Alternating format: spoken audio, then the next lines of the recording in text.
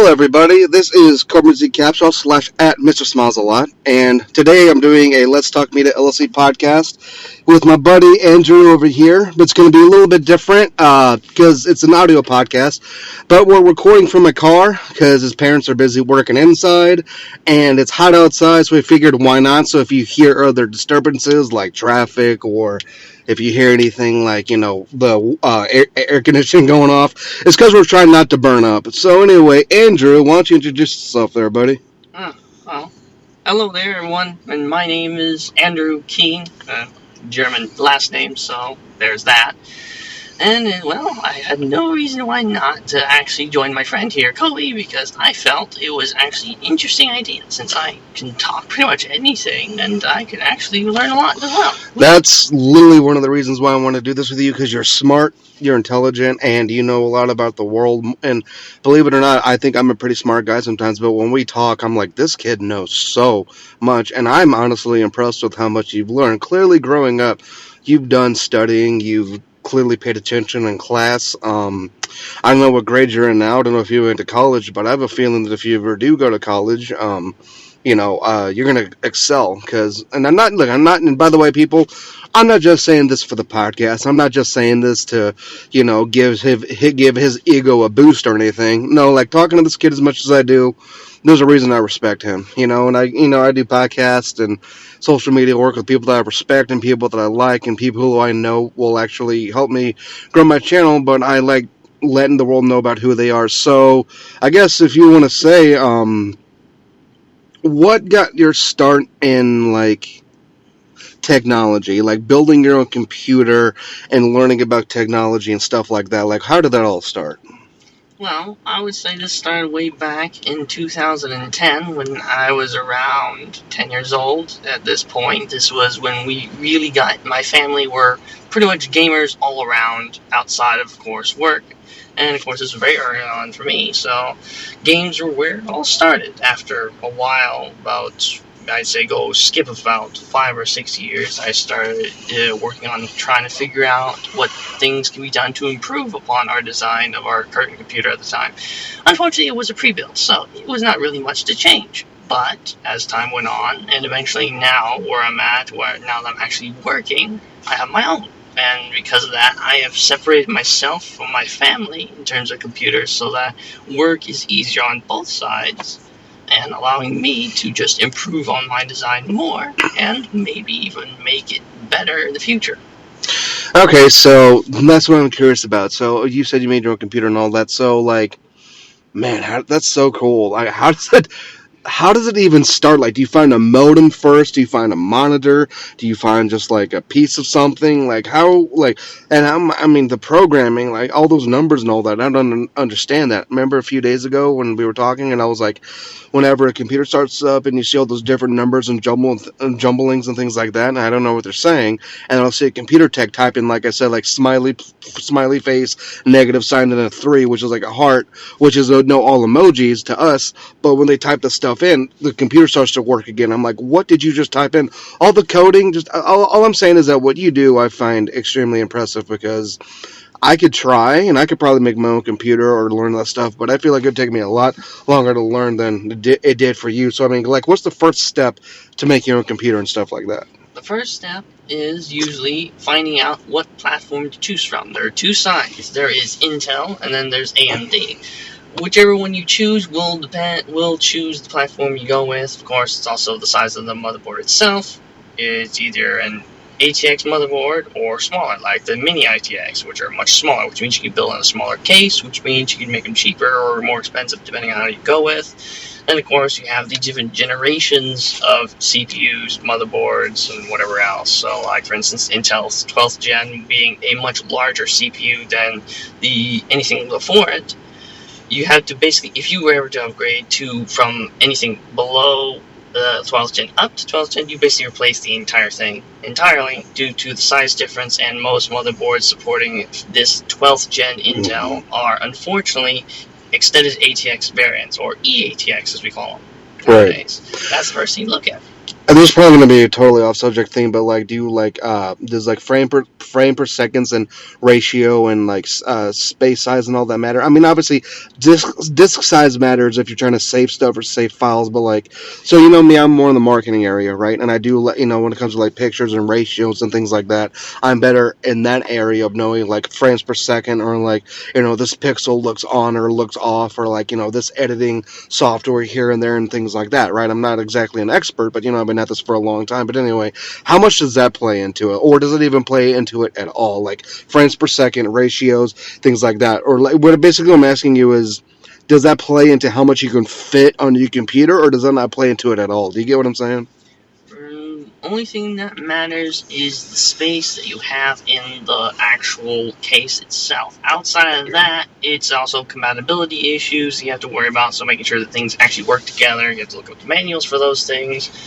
And obviously, of course, making sure that you kind of keep in a balance on the technology. You can't have a really expensive graphics card with a really bad CPU, right, or the vice versa. You can't do that because it just doesn't work. There's a bottleneck, and then, of course, this will affect your performance in terms of FPS, or as frames per second, but that usually only really matters, FPS, it really only matters for games and certain other things, but for the most part, it's mostly that. However, refresh rate, or the monitor itself, will be the most important thing. If you want high stability, make sure your refresh rate is good. Try to keep it between 60 or higher, but of course most average is now 60, so the refresh rate would be like 144 is the now new average at this current time, or 120 hertz is also pretty good as well.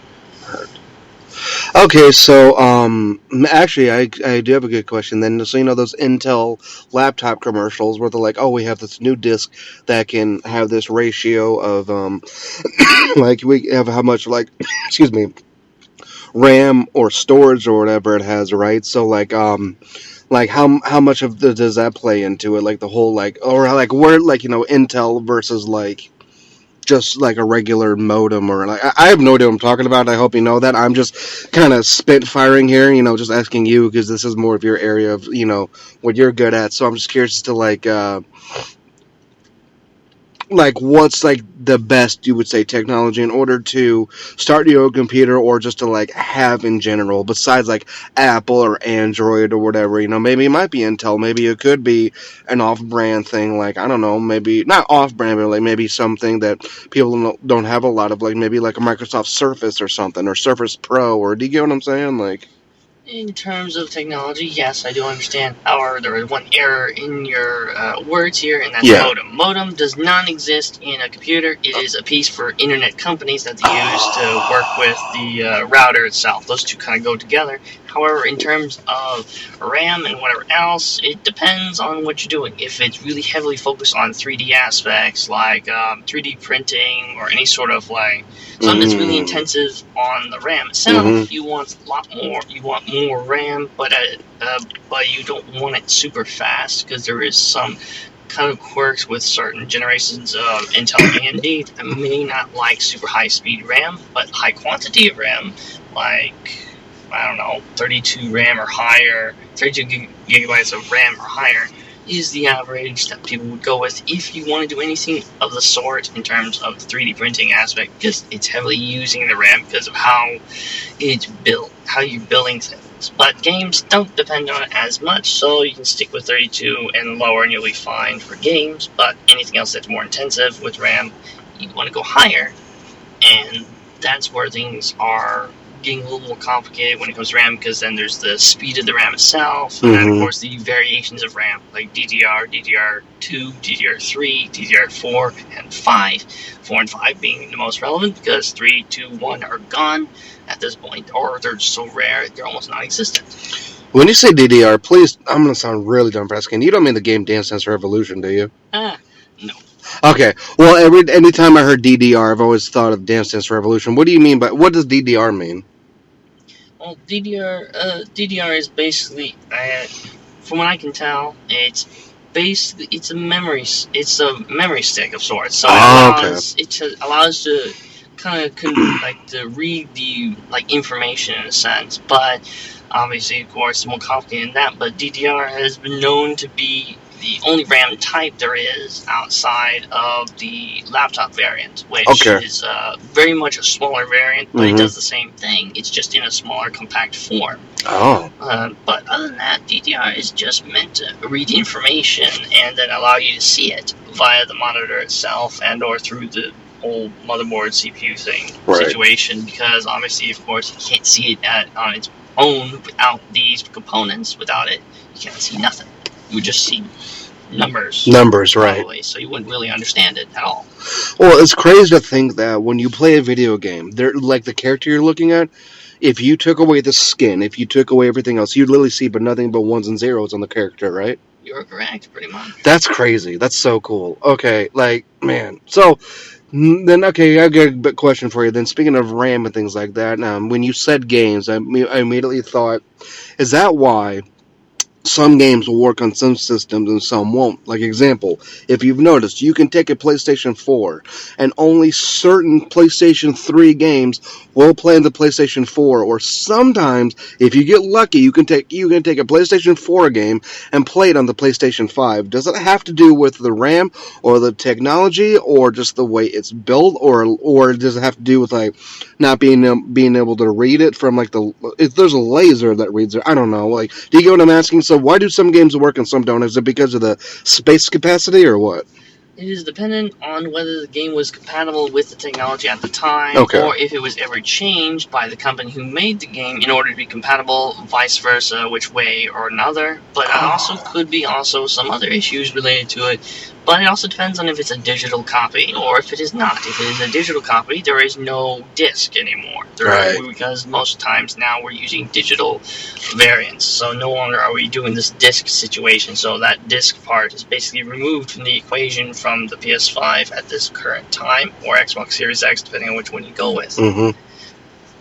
You know, I actually think that really helps a lot, because think about this, right? Like, you know, like, let's say that you want a video game and you're like, I don't have the time to go out to the store. Boom, you can get it right there. And that is the best part, is that once you download it to your not your laptop or computer. Well, technically, I guess, no, the game system is a computer, right? So I guess you could call it a computer, but once you download it, it's there forever unless you delete it if you need, like, extra space. And that way you don't have to worry about, okay, I gotta go to this disc.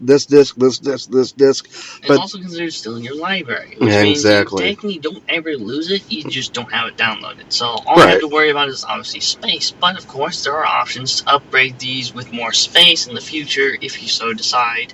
Outside of that, there's not really much reason to mess with the consoles at all, because you could damage it, or worse, void the warranty, which means if anything does happen afterward, you cannot get it fixed for free. Gotcha. You gotta be careful of that. Yeah, no, like, I was actually watching on Instagram this person, like, growing up as a 90s kid and had, like, so, like, all the old Walkmans and VHS tapes, and, like, going to Family Video and Blockbuster and Hollywood Video and all that and everything. And, you know, I love the way technology is now. If it wasn't for technology, I wouldn't be able to run my social media marketing business the way I do. And I'm pretty sure if it weren't for technology, I'm not saying you couldn't make a computer or know all this stuff, but it probably wouldn't be as easy, because not everything back then was as accessible.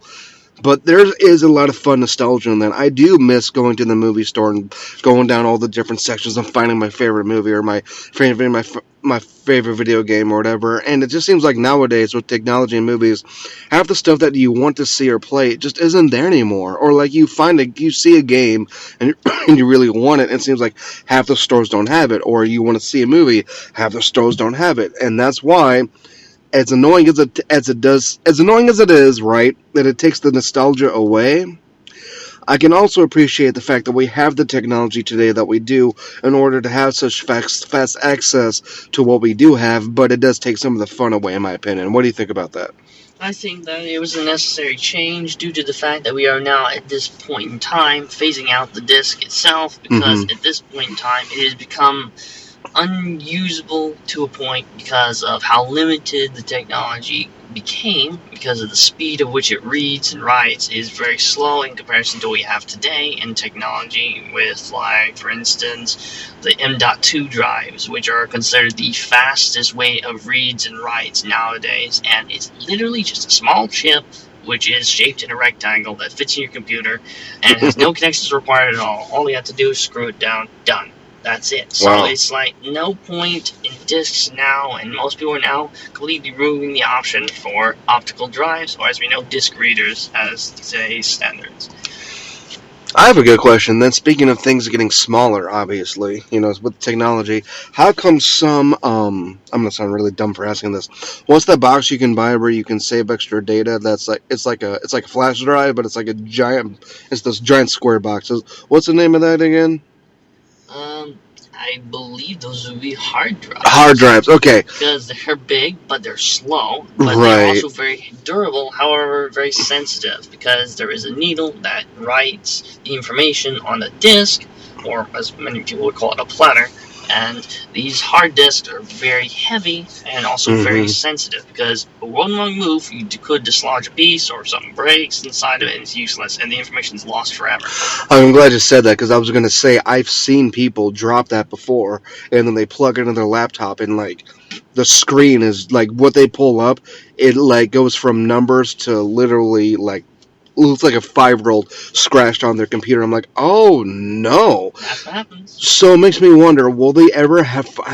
Do you think that with technology now advanced are you surprised that they have not found a hard drive that's as small as a flash drive but can have as much saving space that a hard drive does? Does it surprise you that they haven't done that yet?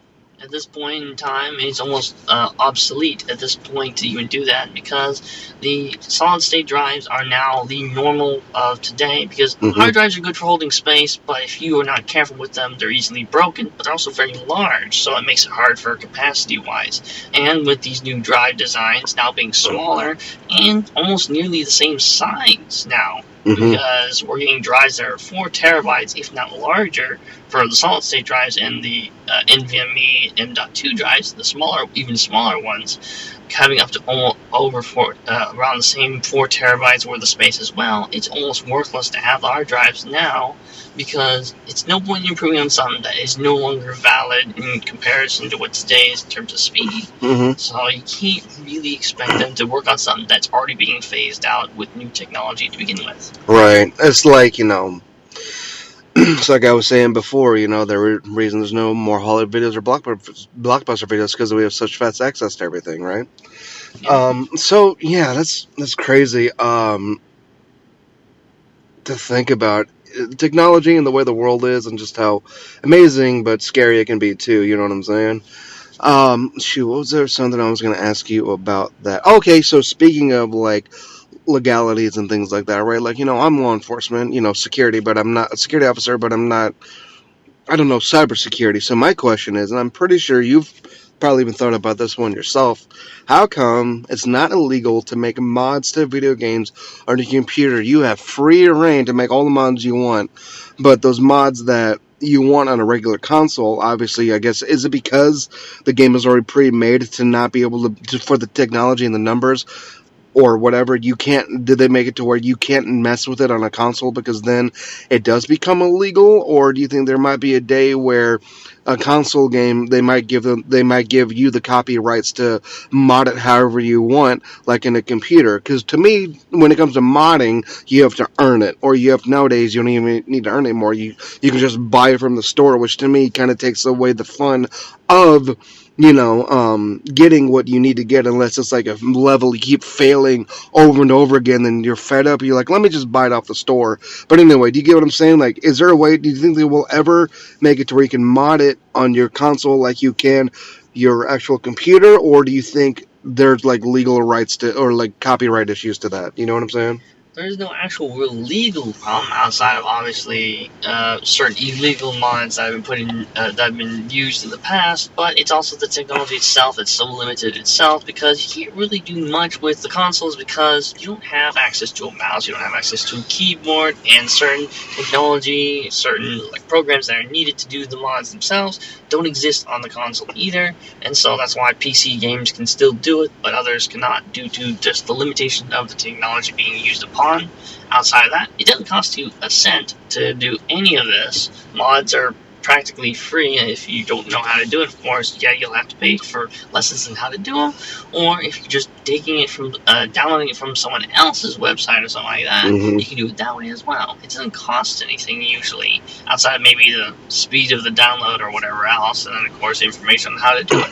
Other than that, there isn't really much to mods outside of the location, the file location that needs to go to, or if it does it automatically, just what buttons to press and what not to press to not break your computer or game or whatever else. Because the reason I was asking that was cybersecurity and all that. Like, if for some reason, let's say the developers of a game, like Rockstar, major developers, GTA, right? You see on YouTube all the time people making GTA mods, right? And like they do whatever they want with the characters, make it all fun. Do you ever think there might be a day where, it's gonna sound crazy to ask, but like Rockstar might track someone's IPA and be like, "Hey, you're doing too many mods. You kind of made our game your own game. It's not our game anymore. We're gonna have to." I wouldn't say they're gonna go arrest them, but do you get what I'm asking? Like, do you think that'll ever happen? There is a possibility they may try, but it is very unlikely they would even bother because the game's so old. Right. More newer games might be looking into making sure that people don't mess with it, and they will be doing IP bans most cases if it comes down to it. If they do it too frequently, especially if they are game breaking. If they are not game breaking and they're visual only, that will not matter as much, unless of course the visuals are kind of, well, illegal themselves, obviously, but those are going into a completely different subject entirely, which is usually not what people really care for. But other than that, there is no real legal issue that you would have outside of the illegal stuff that they do not allow in their terms of service or whatever else. Right. So, I like my recording app, but it's also annoying because it only gives me 45 minutes of record time.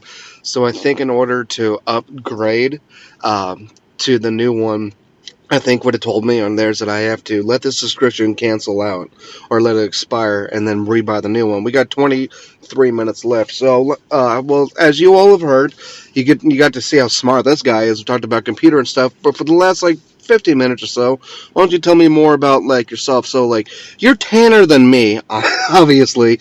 You said you're Hawaiian, right? Part Hawaiian. Part Hawaiian. Is that your mom's side? That'd be my mom's side. Because I met your dad today, and he is not tan at all. No, that's because my dad's side is part German and part Italian, and both are heavily white-sided family side. So it's almost like none of them on that side really are tan at all. Like almost no one in our family is. My mom's side was the only one that was, and well, most of her family is gone. The only one left is her sister, and even then we don't talk to her much at all. I gotcha. Cool. So did you?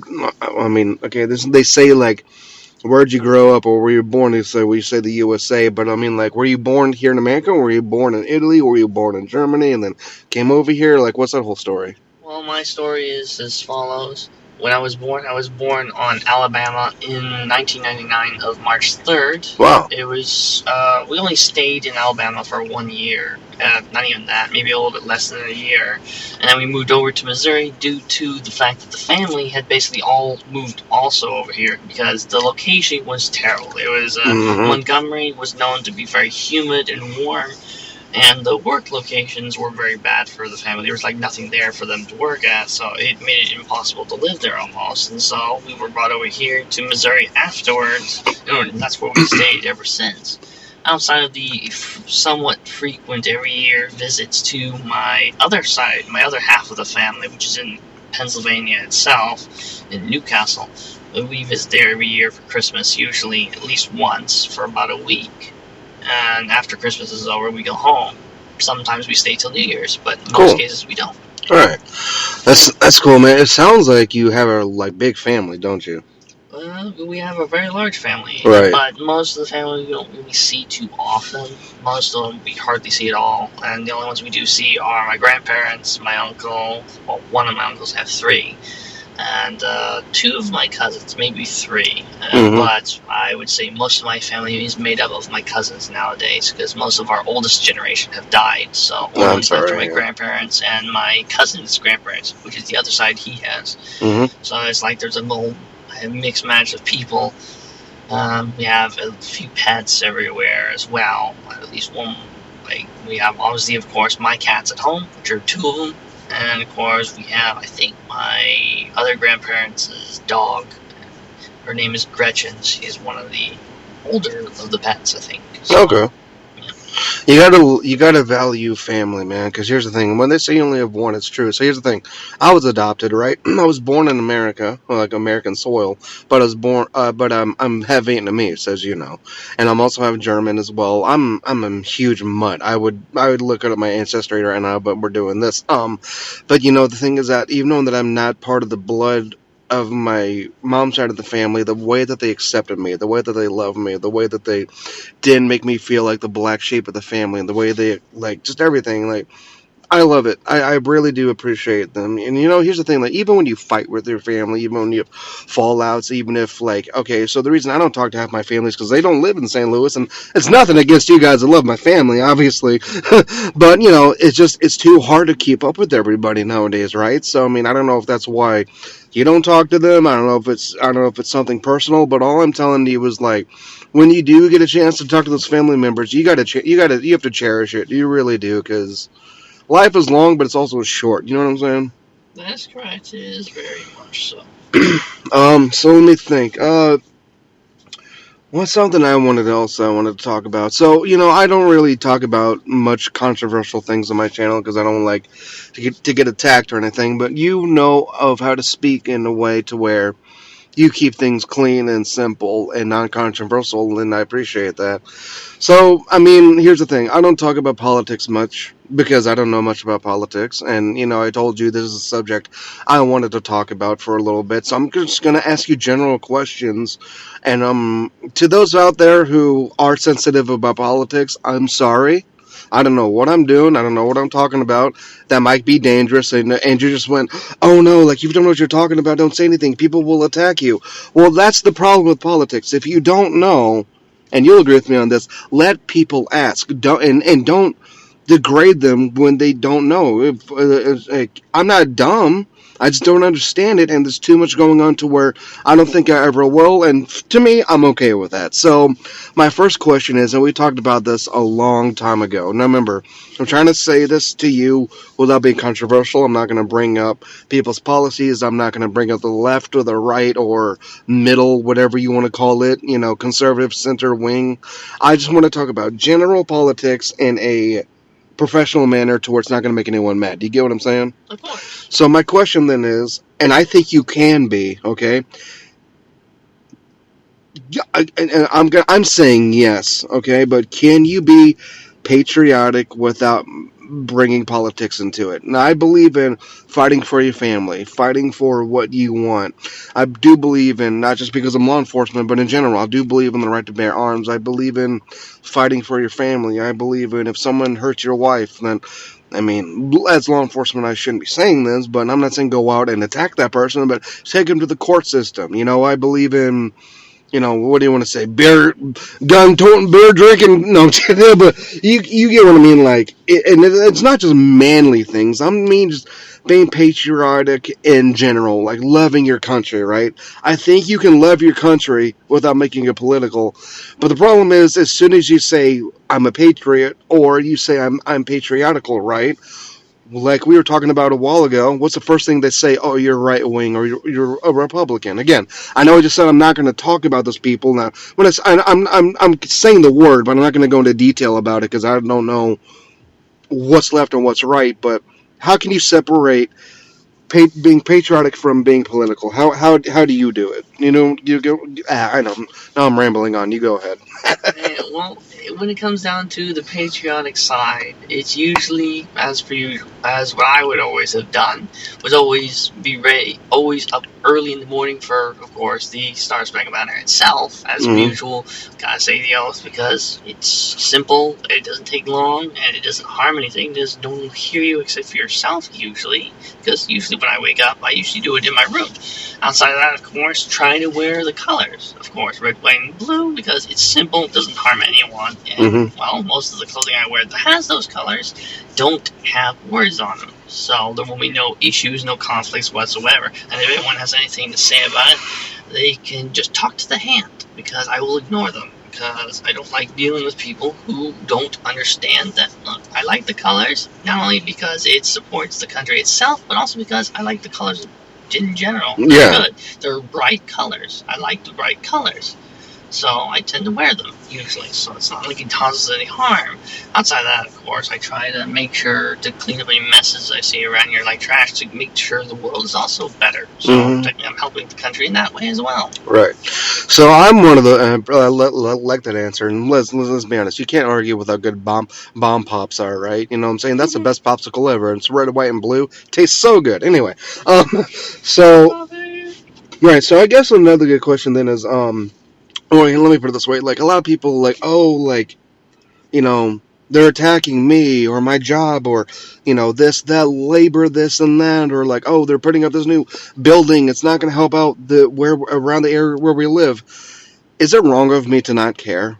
And the reason I ask that is because here's another thing, like, I don't care what the government does, personally, because until they attack my family, until they attack my finances, until they attack my job, or try to come after me, or try to shut down whatever, or literally try to take everything I have away from me just because of some stupid decision, then I'll care. But let me put it this way. I care about the world, I care about people around me, but I think there's too much in politics to keep up with to even really care in the first place. Like, okay, so example, someone will say, oh, this person passed a right to do this, and then this person passed a right to do that, blah, blah. Do you care? And I'll say, no offense, I don't. I will only care if they come after my family. That's all I care about. Like, otherwise, unless there's another crazy war, which I'm sure there is right now, and unless it involves me, then that's why I don't think I need to pay attention to politics or what's going on in the world. Because, like, if I'm happy, I'm happy. Like, let me be happy. And I think that's the other problem too. If you agree with me on politics, is that people read into it so much, they get so blindsided by that they don't remember the good things in their life. Do you get what I'm saying? Like, what's your thoughts on what I just said? I mean, for the most part, you are right about the people reading into it too much. However, ignoring the fact that there might be some issues that may affect your job or everything else around you, that could be a problem later down the line, because certain things may change that may affect your policies later on, that may also hurt you in a more financial way as well, because they're probably going to think about raising taxes again, and they will, because knowing them, they're greedy people. They will do it. Okay. And they're going to make things worse and more dangerous, or in other ways, and if people get mad enough, you'll start seeing riots again. We've already had a few in our past, and they were recent, not exactly far away. And if they happen again, people could get hurt, and that could not be good for either side. It doesn't matter who you are. Getting injured is not a good thing. Lives are at stake, and that's bad. Well, I don't know if it was St. Louis County that passed the law or something like that, but, you know, nowadays as law enforcement, I don't need to read my Miranda rights to people anymore. Especially if it is if it is a lawful arrest, or I had enough probable cause to put my handcuffs on somebody. But, you know, I do ask permission though beforehand, especially when it comes to my supervisor or, you know, where we work. I'm not going to say for professional reasons, but, you know, like I'll ask the director, like, hey, do you want me to read them the rights? If they say yes, guess what? I do it because of policy or right. I feel like the only thing, like, okay, well, actually, no, that's a good point that you made. I feel like the only thing I'd be really worried about when it comes to that stuff and me being law enforcement is if for some reason people get so sensitive about law enforcement to where they literally take everything away from me to where I can't make a difference, then I might end up trying to find a different career path. You know, that's kind of like those observe and report or watchman security. They have no authority at all. And to me, I don't know if that's government. I don't know if that's political. I don't know if that's just the state laws or whatever when it comes to legislation. Is that the right word? I guess legislation, right? Technically, yes. So I don't know what all that is. Like, you know, what does that mean to you? Do you get what I'm saying? Like, what does that all mean to you? You know, like from what I said, you know? Well, in terms of how the Watchmen and all those people, I think it's based on the government itself and certain laws that were put into place, I think, for certain countries. But for the most part, it's really, I guess, mostly sometimes it's down just to the companies who are hiring these people that may give them certain rights or may not, depending on the situation. For their own safety, they may not give much permission to them at all. But outside of that, when it comes to politics or legislation stuff, those don't usually affect much on what they have and what they can do. It's mostly down to the government itself or the rules set by the company who hired them or contracted them, depending on who you look at. Outside of that, you don't see much change if the policies, legislation, or politics change anything, because you won't affect them a lot. It may affect their money, maybe, but it won't really affect what they do unless some big rule change happens, which I doubt anytime soon, because they already have nothing to begin with. You're not going to expect them to get any worse. I feel like policy is a good thing to have, whether it's in government or at work in general. Like, there are certain things that I can do and I can't do. It depends on the situation, if it's an emergency, or if I need, because of my policy, I need to get permission from this person, that person. It's a little ridiculous, but I do feel like it keeps us balanced and makes us not so jar-headed. So I guess I could ask you, without trying to make anyone mad, what policy do you feel like, when it comes to just everyone, and it doesn't matter what, with the left or white, right or left wing? Mike, I guess I could ask you then, what's a worldwide policy do you think that could change for everybody in the world that can make it better? I mean, when it comes to making the world better, honestly, the only thing that really needs to go and change would be, in terms of policies, and the main problem we're having is, obviously, taxes are being raised back up again. So if they were to bring it back down, people would be able to do more. Or there's another thing that we have actually stopped, kind of, and that's the oil problem we're having. Mm-hmm. Right now, oil is not being done properly. We are at this point where we're not. We were supposed to be self-sufficient, but obviously, of course, we've stopped and we're continuing to trade with other people. China, for instance, is an issue that we still cannot get rid of. Mm-hmm. But if we were starting to use our reserves we have now, prices for gas would go down drastically more if the prices were to drop properly. But since the policies that were put into place had reverted the previous changes from the previous leadership, unfortunately, it has basically raised the prices twofold, if not more. Okay. And so, like, what's the way we can do to fix that? Well, obviously, reverting those reverted changes would probably be the first thing to do, because there's no point in what they did. They basically had shut down a pipeline of oil that was making it so much easier to transport things around, and then, of course, policies for, like, safety regulations all over the place for oil rigs were extremely tenuous and unnecessary, making it almost impossible to actually get our own oil going at all. And so, really, if things were to be returned to the previous stuff we had previously, we wouldn't have to worry about the issues of cost of gas. Gas would go down drastically, maybe back below $2 again, because right now we're stuck at almost $4. Some states looking at $9. Yeah. Okay, man, that's. You'll be looking into it's left side states is causing those high prices go nuts. So yeah, it's not good. See, this is why I like talking to you about this stuff, because one, you're not saying anything that's going to make anyone mad. If anything, you're saying stuff that people are definitely going to agree with. But not only that, I guess this, okay, like, I'm being ignorant when I said I don't pay attention to politics at all. I mean, I do, it's just I don't know what's going on, and not saying I'm dumb, but I think there's too many terminologies, and I feel like there's too many different rules and regulations and things to follow. I wish more people could get, like you, could get on TV and explain to me things the way that you are, because I'm understanding everything that you're saying. Do you feel like, and I don't know, maybe if it's just me, but I'm pretty sure if I asked anyone else, if they weren't sensitive, they would be able to answer me, but you know how sensitive people are these days.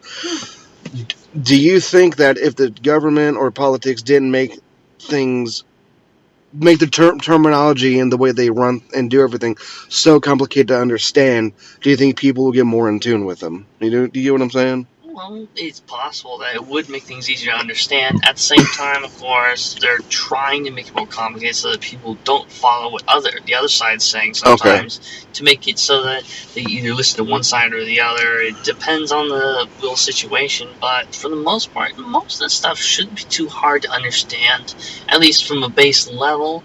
But when you look into the more complicated areas of each side, you can see where their differences are, and or likely why they don't like each other at all in most cases. Will that ever change? Do you think they'll ever get along? Or do you think Left they'll and like right? No. They no? are very likely not to, especially with their current people in charge. It's very unlikely that they would Mm. get along. At least not unless something drastic happens in the world that is danger to all life. That would be the only chance that would change anything. So I have a. Hold on, let me check the timer. I got 5 minutes. You know what? I think we're gonna make a part two because I'm really liking the subject, and then we'll wrap things up on the second part. So here's my question: then is how come we can't separate how to fix the world from politics? Like you said, like okay, pipeline. Okay, that sounds like an industrial issue. You know what I'm saying? Like pipeline, industrial factories, trains, things like that, right? Or oil pipes, whatever. My question is there a way in order to separate things that go on in the world and things on how to fix things in the world without getting politics involved? And if you think that there is, how do you think we do it? Unfortunately, with that, there is no real true fix to it. Unfortunately, politics are kind of tied to it because depending on what the people who are in charge of these particular projects, whichever side they're on, they'll follow, most cases, to the letter what they are supposed to do. But it also depends on who's leading, because our current president, unfortunately, is in a state where he's just listening to everyone else behind him, not to himself. He's not really looking forward with his own eyes, and so with how politics are and with what people are doing, unfortunately, we cannot separate the two from each other unless we completely cut off power from the government to the industrial side, which has to be separated. But if it cannot be separated, which currently it cannot due to policies and everything else that kind of governs the whole system as a whole. Right. So is that kind of like certain places getting erected and not? So like where you and I work, right? Where you work as an employee, but I'm contracted through you because we were talking about being contracted through companies before, right? Is our retail area where we work, is that established by politics and the government, like thinking, okay, if we make this building, right, it can bring this kind of revenue to the town.